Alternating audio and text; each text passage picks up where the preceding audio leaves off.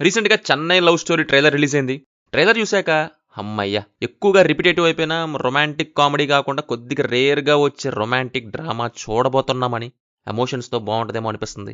కంప్లీట్‌గా relationship emotions మీద depend అయ్యే సినిమాలా కనిపిస్తుంది. ట్రైలర్ యొక్క బిగ్గెస్ట్ ప్లస్ ఏంటంటే ఏది ఓవర్ ఎక్స్‌ప్లెయిన్ చేయలేదు. ఒక ఇంపార్టెంట్ విషయం చెప్పకుండా, స్టోరీ మొత్తం రివీల్ చెయ్యకుండా కొన్ని ఎమోషనల్ మూమెంట్స్ చూపించి క్యూరియాసిటీ క్రియేట్ చేసింది.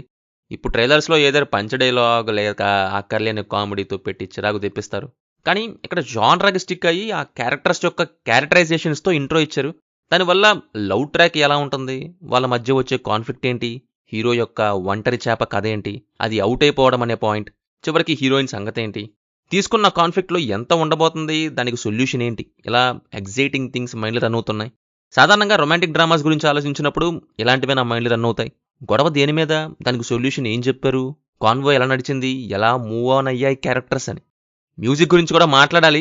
ట్రైలర్‌కి బ్యాక్‌గ్రౌండ్ స్కోర్ కూడా చాలా ఇంపార్టెంట్ రోల్ ప్లే చేసింది. బిగ్ ఎలివేషన్స్ కాకుండా సైలెంట్, ఎమోషనల్ ఫీల్ మెయింటైన్ చేశారు. ఒక పక్క మెలోడీ బ్రహ్మ మ్యూజిక్. దానికి తోడు ఒక సోల్‌ఫుల్ రైటింగ్, బ్యూటిఫుల్ డ్రామా ఉంటే ఆ ఫీలే వేరు. మరి ఈ సినిమా ఎలా ఉండబోతుందో నెక్స్ట్ వీక్ అంటే జూలై 24న మళ్ళీ మాట్లాడుకుందాం. మీకెలా ఉంది ట్రైలర్? కింద కామెంట్స్‌లో చెప్పండి.